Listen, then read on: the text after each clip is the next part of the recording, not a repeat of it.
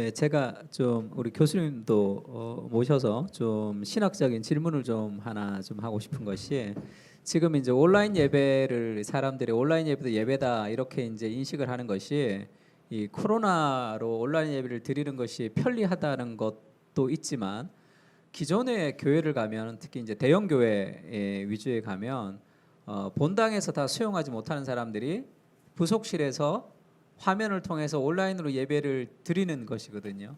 또 이렇게 교회가 크면 옆에 있는 사람에 대해서 잘 모르니까 내가 예배당에 가서 화면을 보면서 예배를 드리고, 옆에 있는 사람들과는 대화하지 않고, 그러니까 헌금을 직접 내느냐 아니면 온라인으로 내느냐의 차이만 있는, 그러니까 멀티 사이트 처치가 이제 좀 많이 생겼으니까, 그런 경험들이 어쩌면 더 이 온라인 예배를 드리는 것과 그런 그쪽에서도 내가 그렇게 예배를 드렸으니까 그 별다른 차이가 없기 때문에 조금 더 편하게 느끼지 않나, 이런 생각들이 있습니다. 그래서 교회가 그 멀티 사이트 처치를 통해서 예배를 드리는 그것에 대해서 교수님 좀 신학적으로 좀 어떻게 좀 생각하시는지 좀 평소에도 좀 궁금했습니다. 예, 그 성경 자체는 멀티 사이트 그런 기술이 그때는 있지 않았으니까요.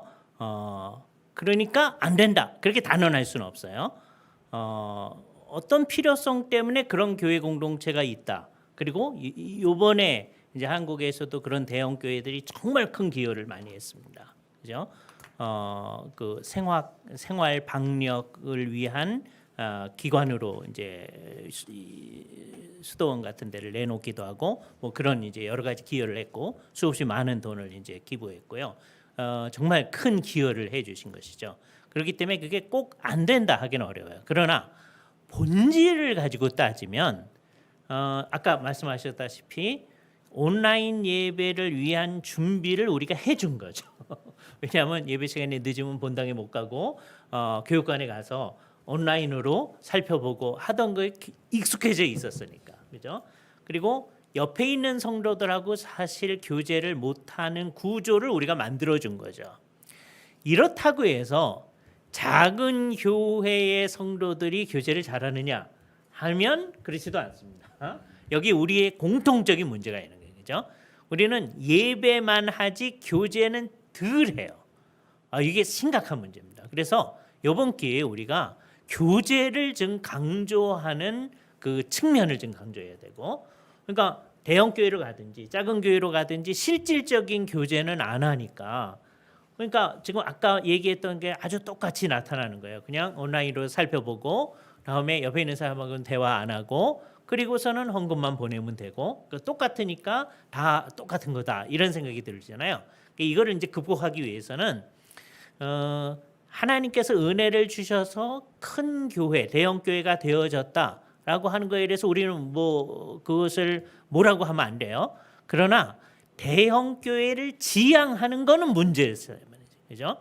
신학생들이나 교회 자체가 대형 교회를 지향하는 거, 그건 안 돼요. 주님이 은혜로 대형 교회가 됐다, 그건 어쩔 수 없죠. 그거를 비난하거나 그래서는 안 됩니다.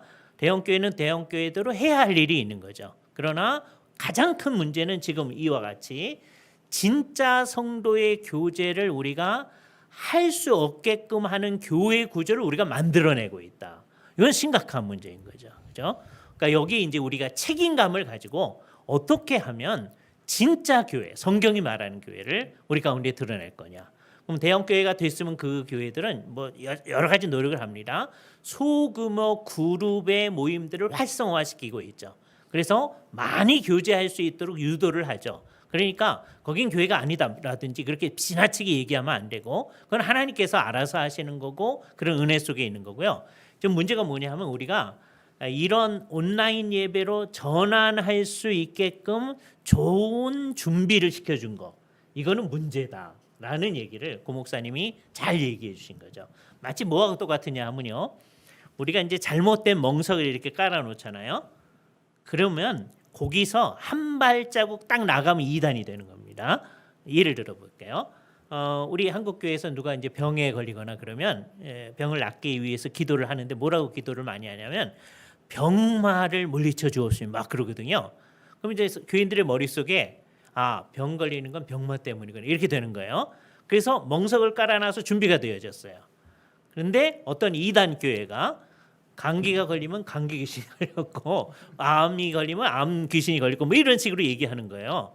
그 이단에 속한 그 사람들한테는요, 그게 한 발자국 그냥 나간 거예요. 그러니까 이게 심각한 거죠. 병마를 물리쳐 주시었고 하는 거는 우리가 다 하는 기도니까 거긴 이단이 아닌데 감기 귀신 걸렸다고 하는 데는 이단이라고 하니까 그 사람들 입장에서 억울하다고 할 만한 거죠. 그죠?